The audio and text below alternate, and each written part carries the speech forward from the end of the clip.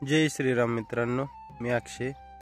आणि बघा, सकाळी उठलो की हे काम लागलं. त्या दिवशी भिजवलेलं हे डबल भिजवायचं होतं, म्हणजे ते उगवतं बरोबर.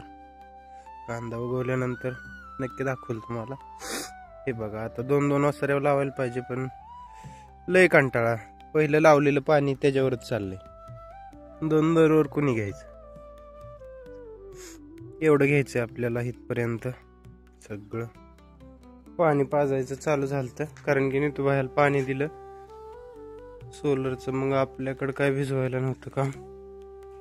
पाणी पाजायचं चाललंय आपलं. हे शिर्डीला शिवरे आणून ठेवलंय दिवसभरासाठी.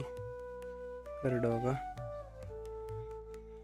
पाणी पाजायचं झालं आणि स्वच्छ गायांना धुवून घेतलं.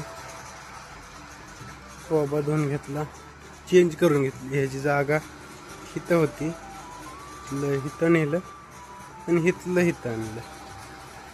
स्वच्छ धुवून आता पर खायला टाकून बसते काय. नंतर गाड्या धुवून घेतल्या, बुलेट पण धुवून घेतलं, तिकडे लावून टाकलं. नंतर दळण्याचं काम आलं आणि दळत होतो. पीठ दाखवतो तुम्हाला कसं होतं ज्वारीचे. ज्वारी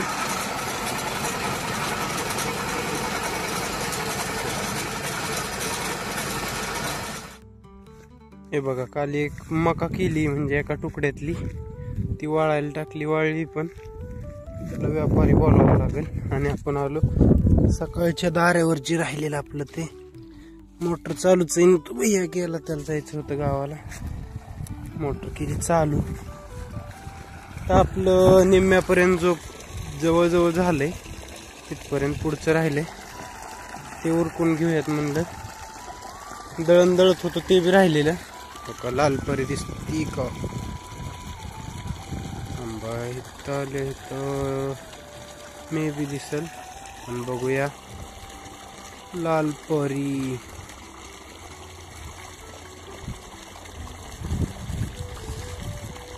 हे बघा, आली गेली. आणि हे मंदिर कांदे भिजवायचे झालते. मग म्हणलं जरा पेरू खावा. भाऊ पण आलते कर्जतून, भाऊ धरत होते दारे. मग भाऊ भिजवायला गेले आणि मला इकडं ट्रॅक्टर घेऊन लावलं. त्या गोण्या न्यायला लाल कांदा केलेला आहे. आणि तो काय आता परिस्थिती काटण्यासारखी नसल्यामुळं आता हे टेलर मध्ये भरायचा आणि सीधा सावलीला नेऊन टाकायचा. जेव्हा परिस्थिती वाटण काटण्याजोगी तेव्हाच तो काटायचा. नाही बघा कशा तुरी आले. तर नळी असल्यामुळे आपण थांबलोय. इथली नळी काढायची, तुरी दाखवतोय तुम्हाला.